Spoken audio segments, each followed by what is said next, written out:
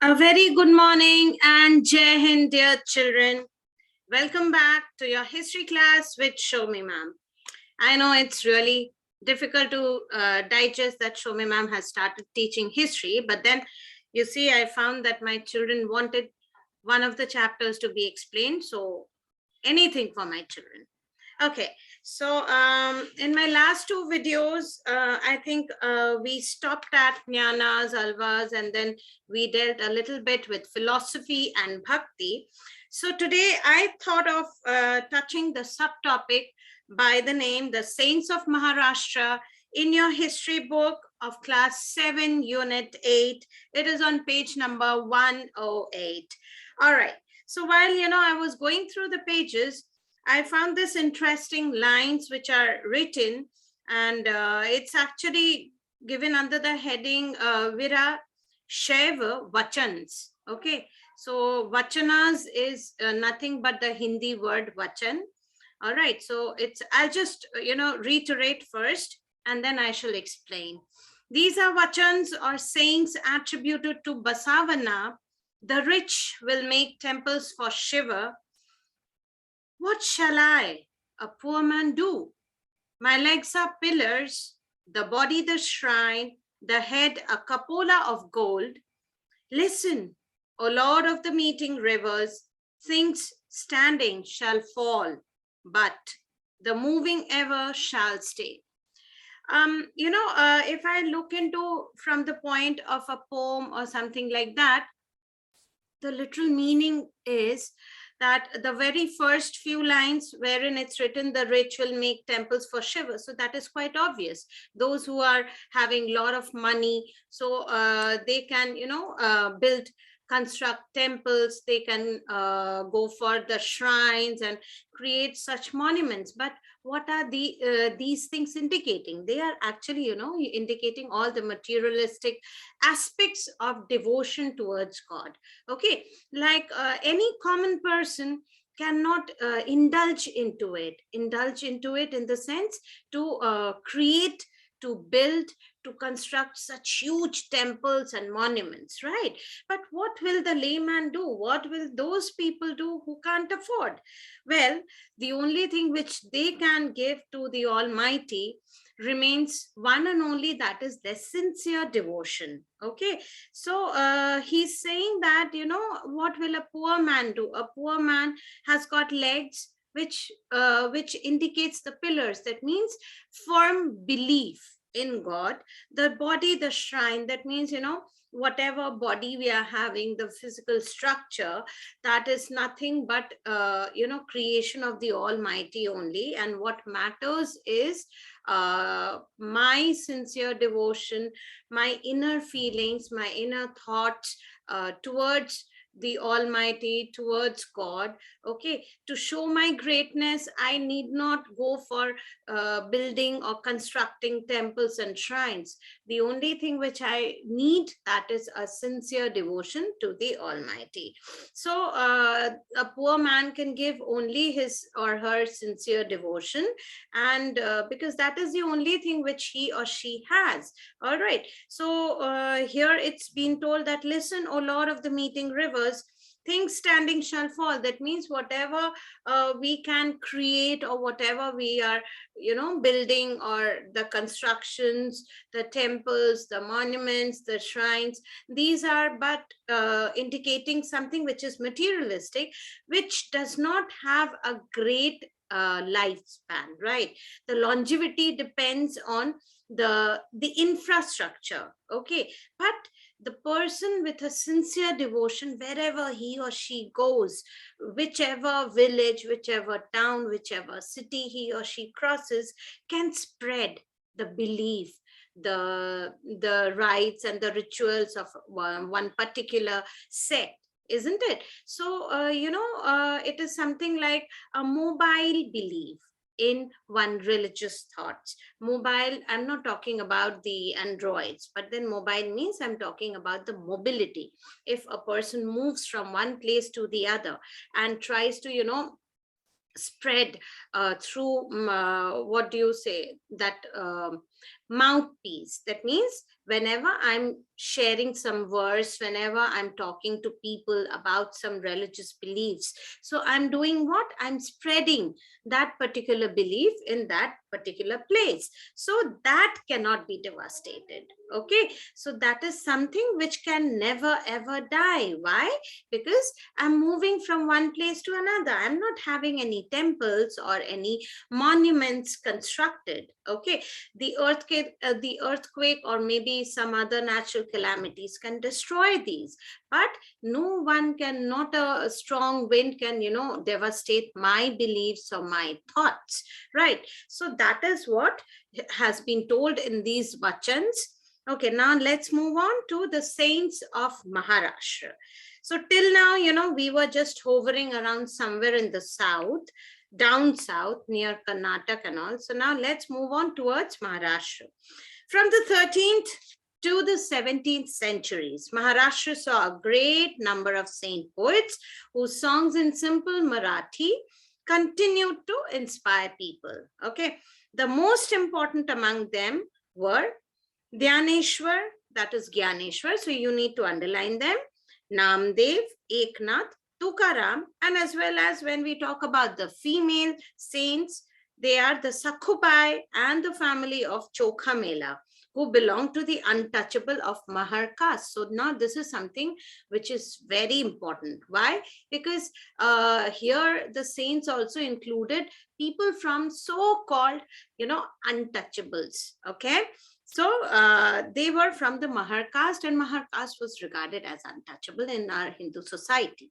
So these regional tradition of bhakti, they focused on Vitthal. Remember, Vitthal means it's one form of Vishnu, kind of Vishnuites, you can say. And the temple in Pandharpur, as well as on the notion of a personal God residing in the hearts of all people. So that's what I was talking about, that, your Bhagwanji, your Thakurji, your Almighty, your Jesus, your Sai Baba, everyone resides here in our hearts. It's just that we don't understand their existence. Okay, so probably that is the reason why, we worship in various names. But yes, it is that superpower, that supernatural, that positive energy which is in and around us. And some of us, we tend to feel it very strongly, and the others, we might be just, looking for that. Okay, so these saint poets, they rejected all sorts of ritualisms. They did not believe in any sort of rituals as such. That is, the materialistic display, the outward display of piety and social differences based on the birth. That means they did not believe in all those caste, creed, races, due to which rather, they had these untouchables also as a part of their own followers. Okay, so let's move on. They even rejected the idea of renunciation and preferred to live with their families, earning their livelihood like any other person. So it wasn't something like, brahmacharya, like you take diksha from some saint and then you tend to leave all your family life and everything and simply go on begging for, looking for alms, and then, having that particular robe which we tend to see all the hermits and all. And whenever we ask about their family, so they have to say that, it's been decades that they have left their family. So they did not believe in these things. They used to be with their family as a part of their own family, and just earning their livelihood. So it was something which was very normal, but yet it was not that normal. Okay, so that means they might be living like any one of us, but yes, the way of earning their livelihood was a little different. Okay, while humbly serving fellow human beings in need, a new humanist idea actually emerged. Okay, why? Because they insisted that bhakti lay in sharing others' pains. That means they strongly believed in, caring is sharing or sharing is caring, these things. And they had a belief that, if you need to lessen your pain, you need to share it with others. Okay, and that is how they believed in helping each other. As the famous Gujarati saint Narsi Mehta said, they are Vaishnavas who understand the pain of others. Okay, so this is something which is very important. Please underline. You may get it for 1 mark question as who said this following statement. So you will write Narsi Mehta, a famous Gujarati saint. Okay. All right. So now here there is something which is very interesting. I can see it's on page number 109. This is an abhang, that is a Marathi devotional hymn of Sant Tukaram. He who identifies with the battered and the beaten, mark him as a saint, for God is with him. That means a person who is having minimum things to wear, and had been leading a very difficult life without any luxury or comfort, they are to be tagged as saint. Okay, and they are told to be saint. Why? Because God is there with them, and God does not need all these materialistic things. Okay, he holds every forsaken man close to his heart. He treats a slave as his own son. So now, generally, slave is a person from whom we tend to make our things, make our work done, and then they are someone like a bonded laborer who once is no more. Again, that bondage keeps on just being passed to his son, and then again it passes on to his own son. So it is something like that, a bonded labor, and then the person keeps on serving his master through ages. Okay, so that is a person who's a slave, and he's paid for that, paid either in cash or in kind. All right, so now here Sant Tukaram has to say that the person who's regarded as slave by the society is actually son of God. Okay, he is not treated as a slave by the Almighty. All right, says Tuka, I won't be tired to repeat again, such a man is God in person. So now these type of people, they are regarded to be very pious, very sacred, very holy. Why? Because they don't know all the ills of the society. They are very true to their heart. They believe in devotion. They believe in hard work. So that is the reason why they are very close to the Almighty. And Sai Baba also says that a person who works really with sincere and great devotion is close to God. Okay, and a person who is too much involved in all the ills of the society and indulges himself or herself in doing the wrong things, they keep themselves away from the Almighty. Okay, so here is an abhang composed by Chokha Mela's son. You made us low caste. Why don't you face that fact, great Lord? Our whole life, leftover food to eat. You should be ashamed of this. You have eaten in our home. How can you deny it? Chokha's son, Karmamela asked, why did you give me life? So now this is something, when you are asking the Almighty regarding all the difficulties, as of why it has been bestowed to us. I mean, what is the reason behind us? The only reason is that unless we tend to, feel all the difficulties of life, unless we undergo the pain, we won't ever understand the real value of our existence. So that is actually the main thing. Okay, so here, it's written that in the whole life, there are many people who need to thrive on the food, the leftover food. They feel blessed to even receive that leftover food. So now here, he's asking why such difficulties are there in their life.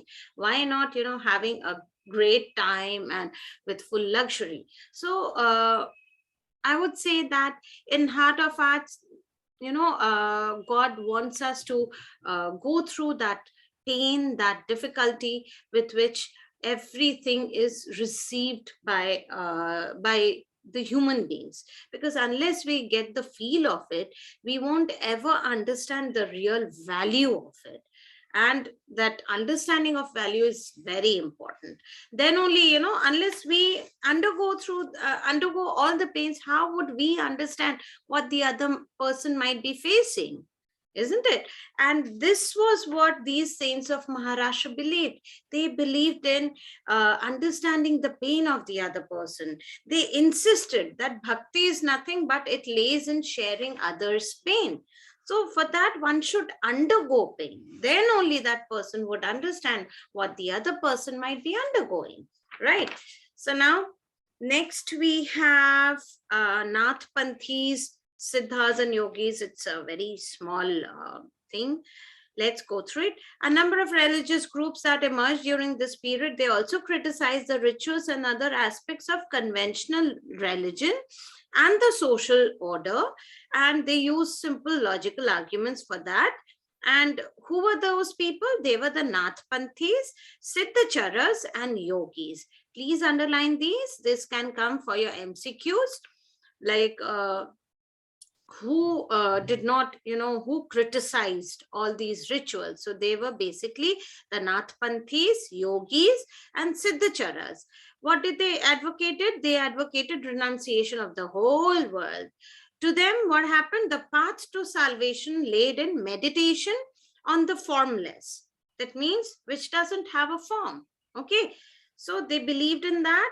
And meditation was, you may underline this whole line, that path to salvation laid in meditation on the formless and reality and the realization of oneness with it. Okay, so they believed in realization of oneness with it. They believed in reality. They believed in meditation of the formless. Okay, to achieve this, what did they do?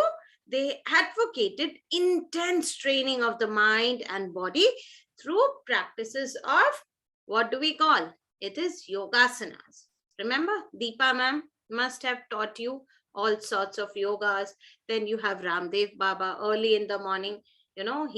He's no less than an alarm clock for all of us, who tells us that we need to get up early in the morning, although hardly people do that. Anyway, so they have to say that yogasanas are very important, breathing exercises and meditation. So breathing exercise is what? That Anulom Vilom. And how do we do that?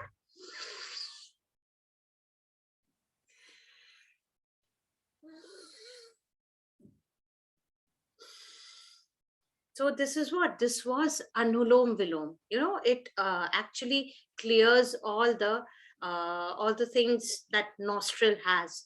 So it should be done at least, I would say, in the morning. That should be done, because these days it's winter and we tend to fall sick. Those who are very sensitive, those who are allergic to those pollen grains. So be very careful and try to follow these, at least Anulom Vilom. That is a must. Okay, all right. So they believed in Yogasana, they believed in Anulom Vilom, that is breathing exercises, and yes, the meditation that would help them in renunciation of the world. They believed in meditation on the formless. Then these groups, they particularly, they were popular among the low caste. Okay, because the rich and the sophisticated people, they did not believe in doing these things. Rather, they were too much busy in showing their devotion through materialistic ways. All right. So their criticism of conventional religion created the ground for devotional religion to become a popular force in northern India. So they tried to widespread this, and this was something really good, good for your health if you believe in that. And yes, it also helped in keeping all the clutters from your mind. When you meditate, you tend to focus. That increases your concentration also. Okay, now let's move on. this is something very interesting. I find it very interesting personally. That is Islam and Sufism. So let's come down to Sufism and Islam. We talked about the saints and all.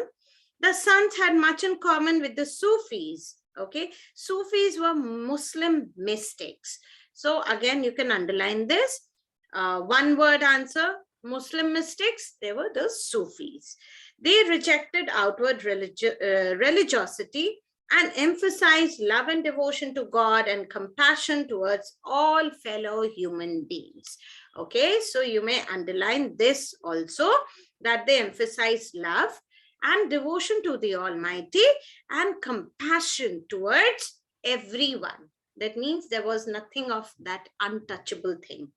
Okay, now they propagated strict monotheism or submission to one God. So what is monotheism? That means, when you tend to believe in only one God. That means there is only one and that's it, full stop to there. So monotheism or submission to one God. So what is one word for submission to one God? So it is monotheism. Please underline that. Now, in the 8th and the 9th centuries, there was something called, Shariat. Shariat is what? It is holy law according to the Muslims. That is according to the theology of Islam. While the religion of Islam became more complex, Sufis provided, one additional dimension that favored a more personal devotion to God. All right. The Sufis rejected elaborate rituals and codes of behavior demanded by Muslim religious scholars. So now this is something again like, all those bhakti saints and all. These Sufis also rejected all these materialistic approach towards devotion towards the Almighty. They sought what? They sought union with the God, much as a lover seeks his beloved with a disregard for the world. That means they did not care about who would say what, or who would bitch about them, or who would say ill about them. So they were least concerned about it. Okay, and they composed poems expressing their feelings, a rich literature in prose, including anecdotes and fables developed around them. So they also, used to write poems, hymns, and then sing in the praise of the Almighty. So it was also there. Okay, the great Sufis of Central Asia. Now this is to be underlined. Please underline this, children. It's on page number 111. Ghazali, Rumi, and Sadi. So like the Nanpanthis and the Siddhas and the Yogis, these Sufis also believe that the heart can be trained to look at the world in a different way. That means it's all here in your heart. And if you are able to train your heart, then your heart will definitely go according to how you train. So it was a little bit similar to what I told you about the Nathpanthis, Siddhas, and the Yogis. Okay, so now they also developed something, like something which is called method of training using zikr, that is chanting of a name or a sacred formula. I would say something like, mantra, chanting of the mantra. So it was zikr, then contemplation, sama is singing, then raqs, that is dancing, discussion of parables, breath control. So you may underline all these things. They developed elaborate method of training. So the elaboration included zikr, that is chanting of a name or a sacred formula. Then you have contemplation, sama, that is singing, raqs, that is dancing, discussion of parables, breath controls, under the guidance of a master or peer. Have you heard of Peer Baba? Okay, so Peer Baba was something like maybe, kind of a priest, you can say.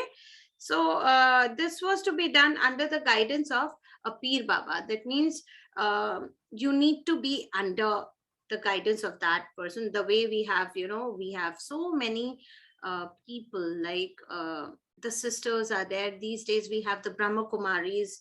So similarly, they had Peer Babas. So if you need to, if you want to just keep yourself towards, if you just want to sacrifice everything and want to move into that salvation, or want to just pay your devotion, want to do away everything for praising the Almighty. So that time what they used to do, they used to just come under the guidance.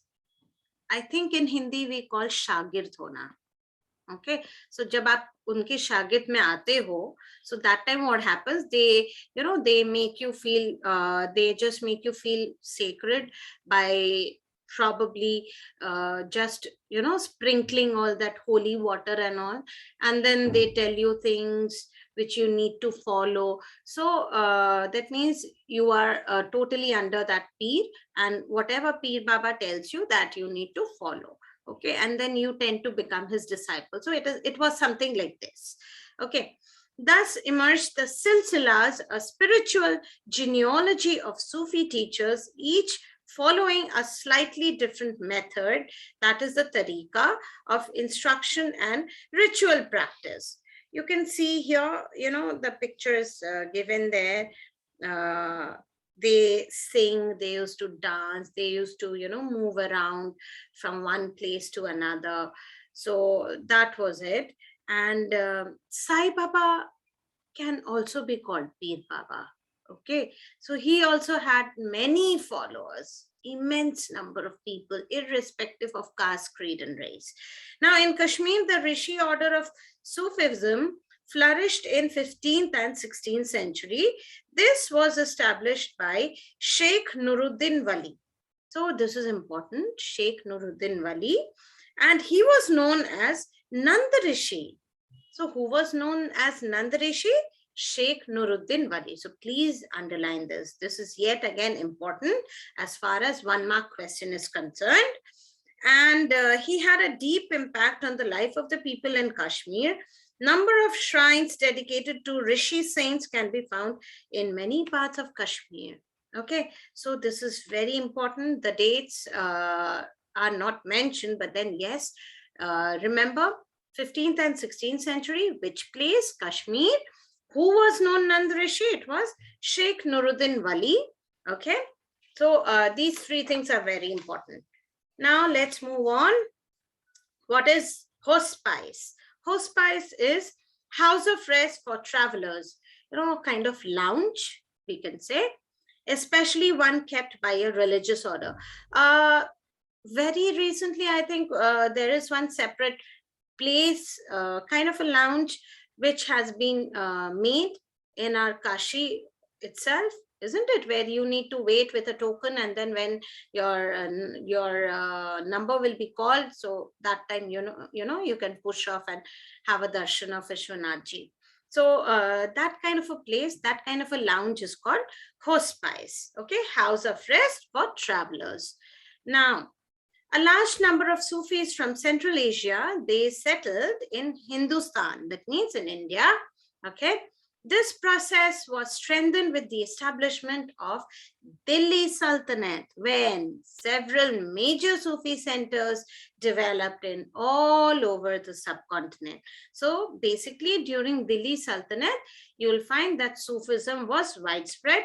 The Chishti Silsila, that is, I think, Khwaja Moinuddin Chishti, yes. So he was the Chishti of Ajmer, Kutubuddin Bakhtiyar Kaki of Delhi, Baba Farid of Punjab, Khwaja Nizamuddin Aulia of Delhi, and Band Nawaz Gisu Daraz of Gulbarg. So, these were the main influencers, the teachers.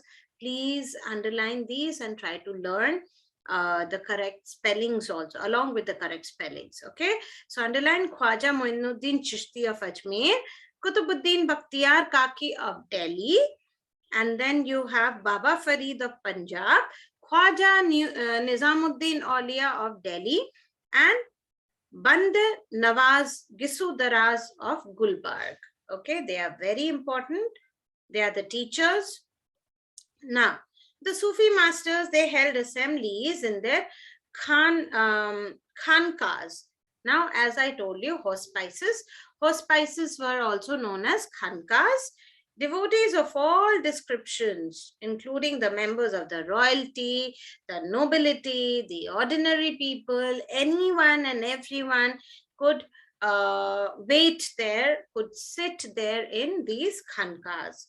Now, what did they do there? They used to discuss spiritual matters, sought the blessings of the saints in solving their worldly problems, or simply attended the music and dance sessions. So it was not only a kind of a lounge, but there they used to have, sessions, probably some sessions on the teachings. Then they used to have some musical programs, some presentations. But here, the lounge which I was talking about in Varanasi, there we don't have these kinds of presentations. But yes, you can talk, you can sit, and I believe the prasad is also given there only. Anyway, let's move on. Often people attributed Sufi masters with miraculous powers that could relieve others of their illness and troubles. The tomb or the dargahs of a Sufi saint became a place of pilgrimage. And so now, these days, people tend to visit the shrines also, isn't it? So the tombs, which is called the dargah, which I think you have many in Ajmer Sharif and in Delhi also. So that is there. Okay, so here we come to an end of this Islam and the Sufism. All right. So please go through the names of those teachers which I told you to underline, so that it remains in your mind. And please remember the words, that is khankas. Khankas are what? Hospices. What are hospices? Hospices are house of rest for travelers. And what do we do there? You sit, you enjoy some sessions, you have musical programs there, you have all those religious talks which can be which were held there. Now then another thing which we talked about, that was zikr. Then yes, the great Sufis, Ghazali, Rumi and Sadi. Then I also talked about Sheikh Nuruddin Wali, who was also known as Nand Rishi. So, these are something which is very important, which you have to remember. So I think I'll put an end for the day today. And then in my next video, I think I'll try and cover up with some of the new religious developments in North India. And then I'll talk about little about, say, Kabir Das, and then we'll end up with Baba Guru Nanak in my next video. Till then, take care, be good, and yes, enjoy the winter ahead. Thank you and Jai Hind.